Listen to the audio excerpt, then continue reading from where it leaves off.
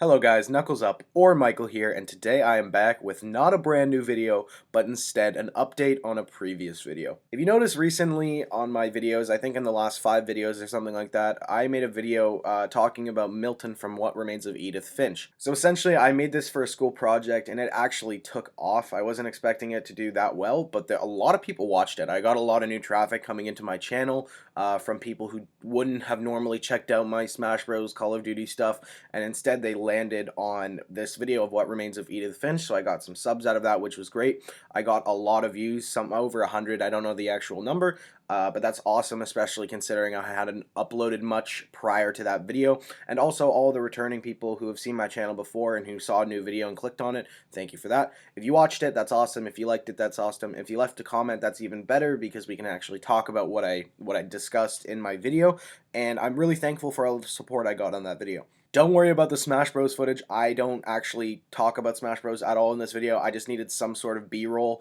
so I just put this up here because it was already in my Final Cut Pro. So there it is. Just enjoy some nice Smash Bros clips for now. But basically, I made this video. It got really good rave reviews, everything was dandy, and so my teacher, he gave me a really good mark on it, which is fantastic. That's all I wanted at the end of the day. I wanted to make a kick-ass video and at the same time get some good marks on it, and I achieved both of those, so I'm very happy.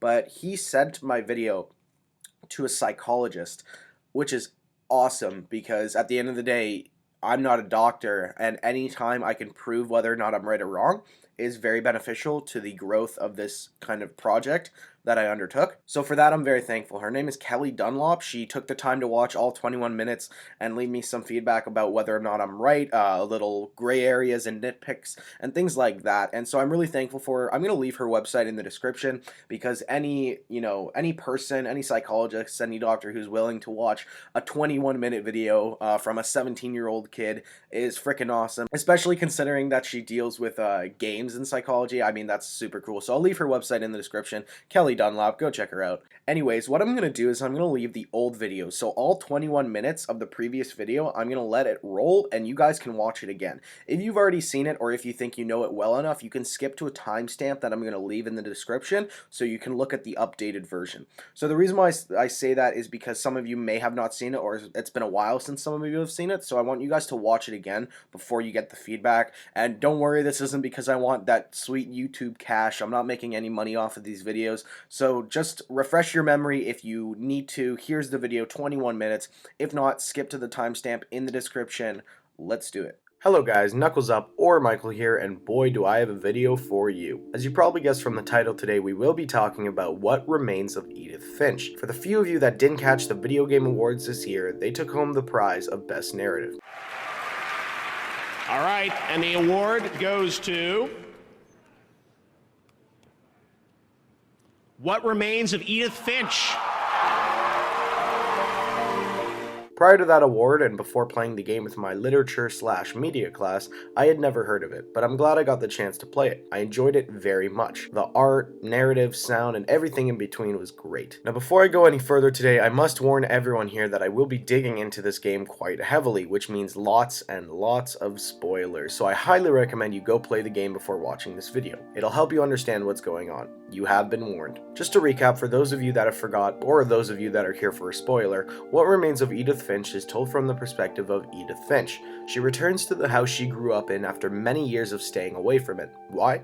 Well, there was clearly something suspicious going on regarding the family, as all of the members had been dying, mostly young and in unexpected ways. The curse, as they called it, took the lives of many among those in the family. Your job as Edith is to navigate the old house to discover what happened to the rest of your family. After playing from the perspective of Molly, Calvin, Barbara, Walter, Sam, Gus, Gregory, Lewis, and Edie, the deaths become crystal clear. You find that all remains of the Finches is a newborn baby, courtesy of Mother Edith. While playing the game, there was always something that never sat right with me. I breezed past it initially, but I couldn't help but feel that there was something more to it. In the game, you play from many different angles, but not all of them. Sven, Kay, Sanjay, Dawn, and Milton are characters that you never get to experience from a first-person perspective. Let's look at that last one. Milton. Milton was introduced right at the start of the game. In fact, the opening few lines deal directly with his mysterious disappearance. Later, you climb towards the top of the large house and enter into his room, which doubles as an art studio. You take a look at a flipbook left on the table, sketch his name onto the family tree, bada bing bada boom, Mr. Worldwide as I step in the room, and they never talk about him again. But that's it. Kid went missing, he likes to paint. What next? Well, sadly nothing. As I said, you don't actually get to find out what happens to him, and he's not really brought up for the remainder of the story. Well, ladies and gentlemen, you are in luck, as I have put in the hours to figuring out what the hell happened. Now, what can we draw from What Remains of Edith Finch about Milton? He's the son of Dawn and Sanjay, brother of Louis and Edith. Milton is 11 years old at the time of his disappearance. He is a black-haired kid who simply loves to paint. That's not very much to work off of, if I'm being honest, especially when trying to figure out what happened to him. Let's pause for a moment. While making this video, I kept trying to figure out what happened to Milton, but the most important question we need to know is who is Milton? We already covered his story in What Remains of Edith Finch, but there's another game, believe it or not, that we need to take a look at in order to figure it out. And this game is The Unfinished Swan. Again, big spoiler alert in full effect for this game, The Unfinished Swan, you have been warned. The Unfinished Swan was created by Giant Sparrow, the same company that made What Remains of Edith Finch. The game came out in 2012 and received some well-deserved praise. In The Unfinished Swan, you play as Monroe, a boy who recently lost his mother.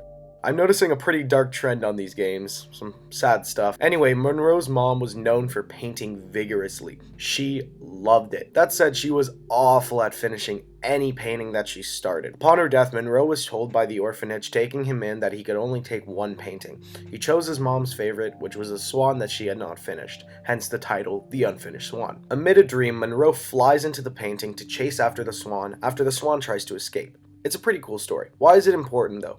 Well, look no further than the king. The king is the main focus of the narrative and the story.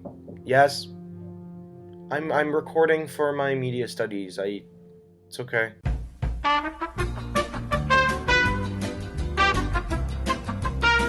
We'll look no further than the king. The king is the main focus of the narrative and story, specifically on his love of painting. He uses his magic paintbrush to paint structures using black, white, and gold colors that you see in Monroe's dream. He is fascinated by art and architecture. So, what's the comparison? Well, there is no doubt in my mind, 0% zip, zolch, zada, zhisto, badumba, whatever word you use for zero.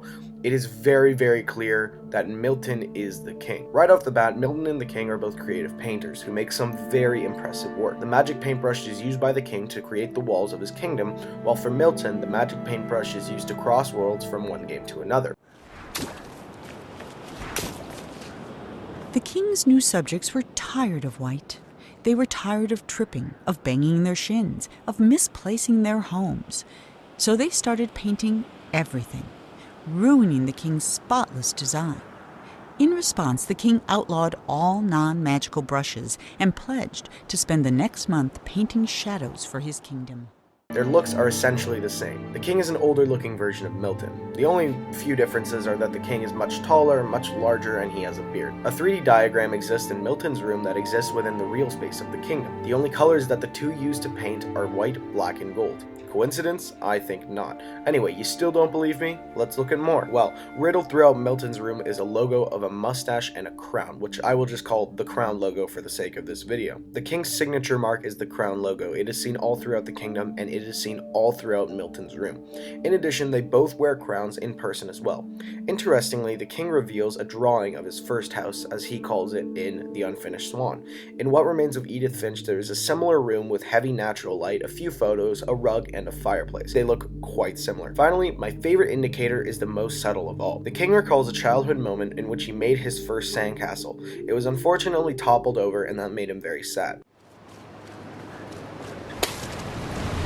The king hated the sea, and all because of his very first castle. It was the only one he had ever come close to finishing, and it took him a single day. But then the tide came in and washed it all away. He vowed that someday he'd build a kingdom that would last forever. But there is not a single grain of sand that exists within the kingdom where he lives in The Unfinished Swan. If you look at the surrounding environment of the Finch house, it is clear as day that there is grass, trees, rocks, and everything in between, and there's a small beach that has some sand on it. That is most likely where Milton and the king made their first sandcastle. That's all, folks. I really wish that it is truly all, folks, but it's not. See, we have made the parallel between the two games, but what happened to Milton? The connection we have examined between the two games has helped me draw a fairly logical conclusion regarding the mystery of Milton. Milton suffers from schizophrenia and accidentally caused his own death. Now, I know a lot of you are wondering how I thought of that from the little detail that existed within the games. What Remains of Edith Finch provided the foundation and details for the theory, while the Unfinished Swan sealed the deal on this theory. Let's first analyze why this is certainly possible. What Remains of Edith Finch is quite a realistic game. It depicts real ways people met their death. For the younger players' characters, it could be argued that they're not as realistic, but I would like to say that because they are young, the developers wanted to use more imaginative imagery involved in order to create that childlike perspective. For example, Gus did not actually swoop up chairs with his kite, but at such a young age he probably imagined gliding with the furniture, or how Greg pretended he was a frog when he was underwater in the bathtub. Regardless, all of the deaths have logic, except Milton's. By comparing the seemingly rare but possible deaths that occur among the family, it seems impossible that among such realism, a kid can simply hop out of a fake door and go missing forever. That's because he didn't. That unexplained mystery is out of place. There has to be a more logical solution. Now, let's talk schizophrenia. Schizophrenia is a mental disorder in which a person struggles differentiating reality from fantasy. The most clear symptoms are vivid hallucinations, and they can include any and all of the 5 senses.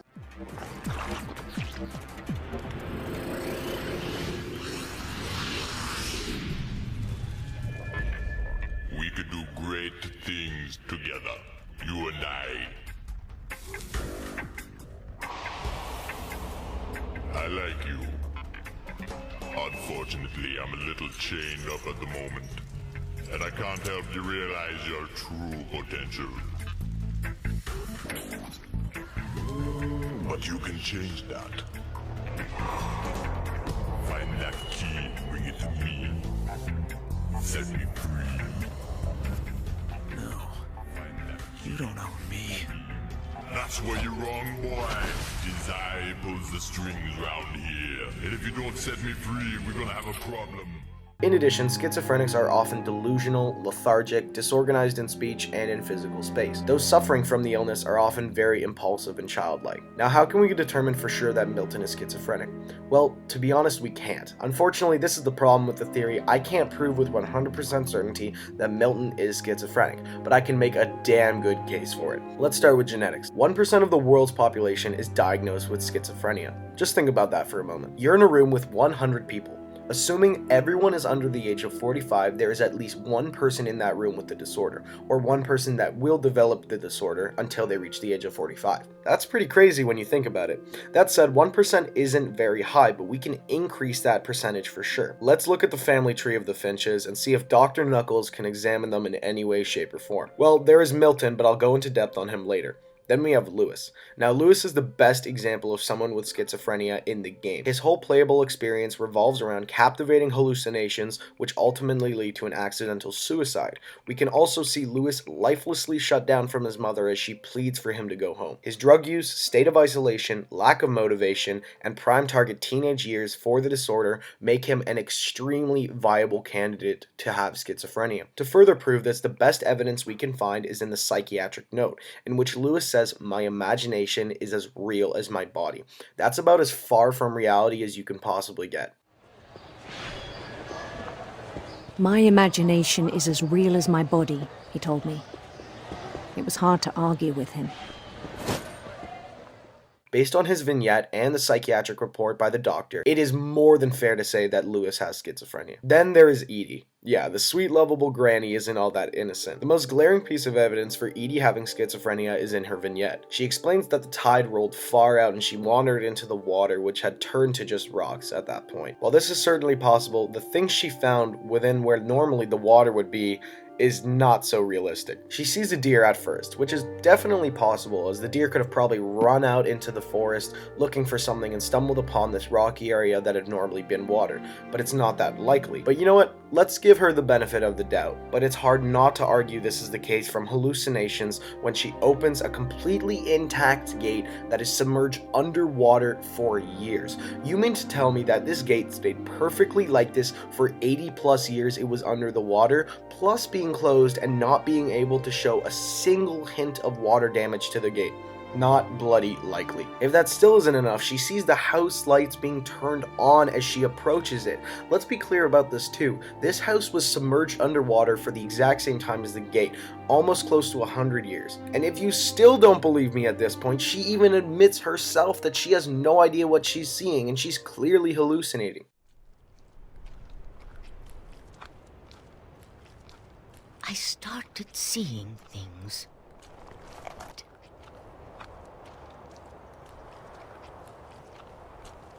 But when I saw them, they felt like old friends. That night, a lot of things came back to me.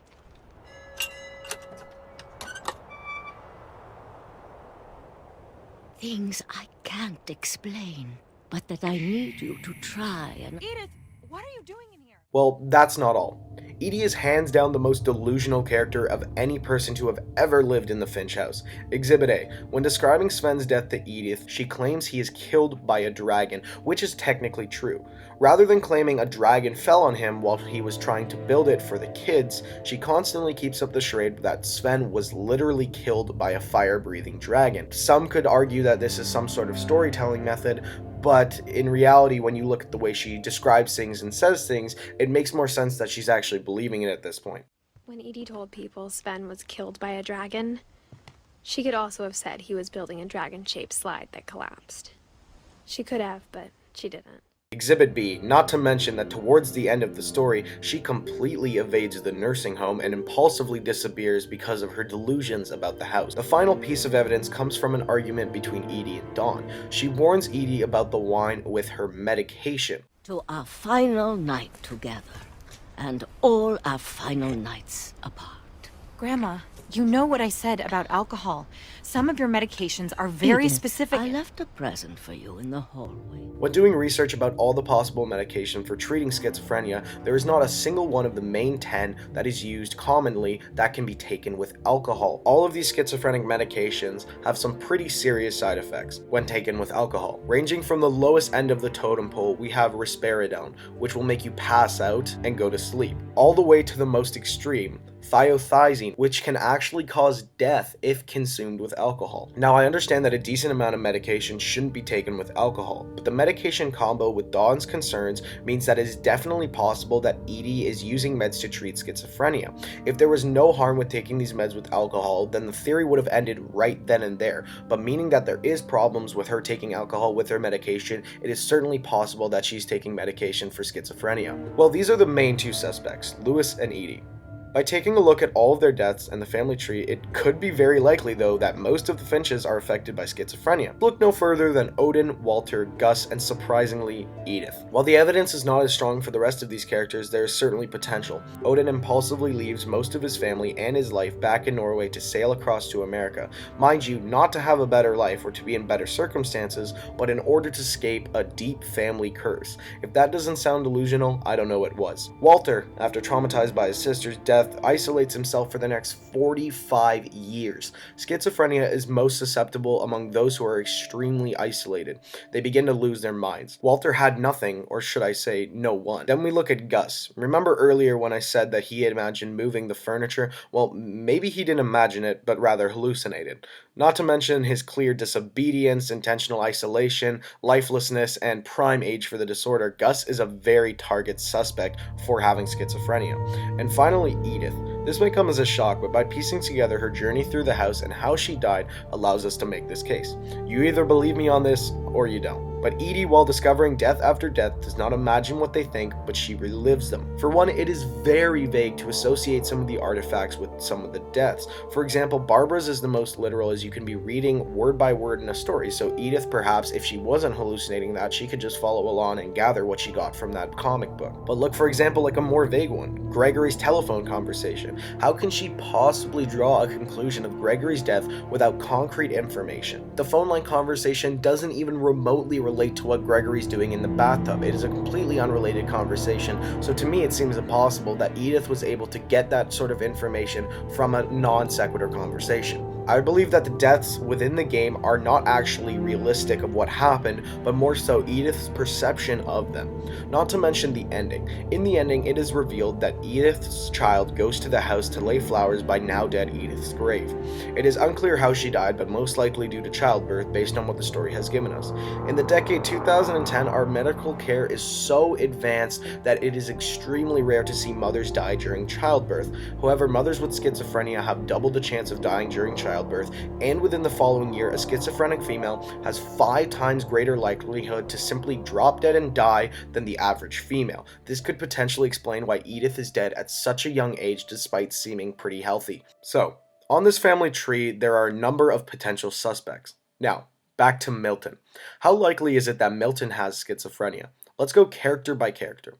As Edie and Lewis are the most concrete cases of people with the disorder, going right off the bat for Milton, he has around a 15% chance of getting the disorder, compared to the average 1%. If we take into the account the other characters, Milton goes from 15% to 29%. At the lowest, Milton is experiencing a 1% rate like the rest of the world and like everyone watching this video right now, but most likely he's at a 15% rate in order to get the disorder, and that's pretty high. At the possible highest rate of developing schizophrenia, he's at 29%. But wait, there's more. This is simply taking into account the gene pool of his family, but not Milton himself. When he disappeared, Milton was age 11. Age 11 is the prime age for developing schizophrenia, as the disorder is most common among young men aged 10 to 18, with schizophrenia developing within those first few years between 10 and 13. In addition, Milton, like his brother Lewis, isolated himself constantly through the separation of his room from the rest of the house. He was in his room constantly painting by himself without anyone else by his side. When taking all of this into account, Milton's likelihood of developing schizophrenia has jumped from a fair rate of 15% to around 25%. Not to mention that if the extreme percentage is true, at around 29%, then that statistic jumps to around 40%. God damn, that is a lot of percent. Now finally, here's what I believe happened to Milton. Earlier, I said that Milton used his magic paintbrush to jump from one game to the other. Not one game to the other, but from one mental state to his mental state of someone affected by schizophrenia. I believe that What Remains of Edith Finch is actually a prequel to the Unfinished Swan game, a game that is about Milton's hallucination before he died. In the Unfinished Swan, the king claims to have left his first house, the one we distinguished as the Finch house earlier, to which he walked into his garden and to his kingdom. The garden area resembles the front driveway of the Finch house with the trees and the bench. Both have very similar feels.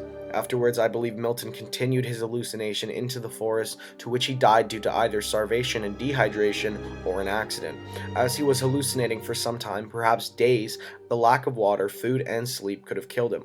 More likely, I believe that the environment around him caused his death. Around the Finch house is heavy forestry and cliffs. Milton wandered too far, tripped on something, potentially a rock, and fell to his death and drowned perhaps. After he died, the Finches could not locate his body and reported him as missing. The last piece of evidence that I want to bring up is how the games tell their stories. If you look at What Remains of Edith Finch, we see Edith Finch walking around the house and reliving and telling stories. The Unfinished Swan, on the other hand, is very, very, very different. As opposed to having a first-person perspective of all the events that occurred, The Unfinished Swan is told as a storybook that has already taken place in the past. It is important to note that looking at the storybook, it does look like a child's book, as the pages are very horizontally extended. A big book with not that many pages and a lot of art in it is generally tended to be a kid's book. And most kids' books out there aren't non-fiction. Most of them are just funny stories based off of maybe other folk tales and things like that. They're not meant to be taken seriously. But why is this important? This subtle distinction pretty much proves that the story of The Unfinished Swan is fiction, while the story of What Remains of Edith Finch is true. What do I mean by this? From the crossover moment where Milton was fine one moment and then the next moment he began to experience signs of schizophrenia, he crosses over to another story that's fiction. The story of The Unfinished Swan, according to Milton, is completely fictitious as it is a hallucination. It's hard for him to distinguish what's real and what's fake. The story of What Remains Edith Finch is Milton's reality, and the story of The Unfinished Swan is his fantasy. In a game of realism, I always know that there's something off about simply jumping through a door and going into another game. It just doesn't make sense.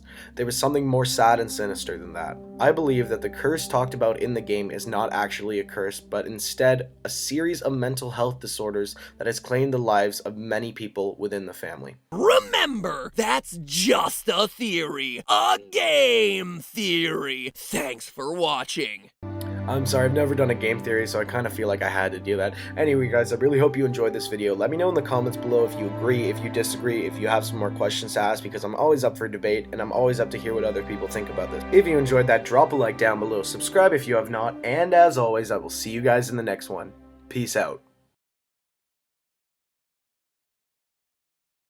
Firstly, if that was your first time watching this video, just thank you for sitting through 21 minutes. If you watched again, thank you for sitting through 42 minutes. And if you just skipped over here, you're slacker. You're a big slacker. But nonetheless, I'm going to be talking about what our friendly psychologist said about my video, and then afterwards I'm just going to be giving my final thoughts as to whether I stand behind my theory or not, and I'll leave you to draw your own conclusions in the comment section below. So let's do it. Okay, so my teacher forwarded me her email, and I'm just gonna read it, not out loud, like all at once. I'm gonna read it in segments and kind of like respond to each of the like claims / criticism / feedback / whatever you want to call it. So let's do it. So she said she watched it, and I'm very happy about that. It was very interesting, so thank you very much, Kelly. That's awesome. I'm very happy to hear that she actually said that she never really thought of the mental health aspect, and that could definitely be a possibility. So I mean, it's just cool to see, you know, could it be possible? I think that, honestly, forget about everything I'm about to talk about in a moment. I think the success is it possible, really? Not really, am I 100% right? Because I'm never going to know that, and I don't think I will unless I actually sit down with developers and I get the inside scoop. But honestly, I think I succeeded just because of the fact that everyone is commenting about the video, discussing it in the comment section, and the fact that I think I'm possible means that I'm on the right track. So that's awesome to hear. So Kelly's criticisms first was that hallucinations don't automatically mean schizophrenia, and that's absolutely right. There are many different mental disorders and mental illnesses that have hallucinations as side effects, so I totally acknowledge that. I just thought schizophrenia seemed like a pretty likely one, just considering the family and what I thought schizophrenia was. So again, just like to preface it, I'm not a doctor, so just to everyone watching, you know, like, don't be too hard on me. I'm just a guy. I'm just a 17-year-old boy. I don't know that much about, you know, diagnosing people. I haven't been through the medical field at all. I'm not even in any sciences courses. It's not my thing. So I'm totally willing to hear if I'm wrong about, you know, whether or not my diagnoses, we'll go with that. I think that sounds right. But I'm willing to hear feedback as to whether or not I'm right or wrong. So again, leave it in the comments. But Kelly told me that essentially hallucinations don't automatically mean schizophrenia, and that's absolutely right. So in my video as well, I argued that Milton is actually at like a good age for getting schizophrenia, and Kelly pointed out that I'm actually a little bit off on that, and by a little bit, I think she means like several years. Usually, she mentioned that schizophrenia is peak between ages 16 and 25.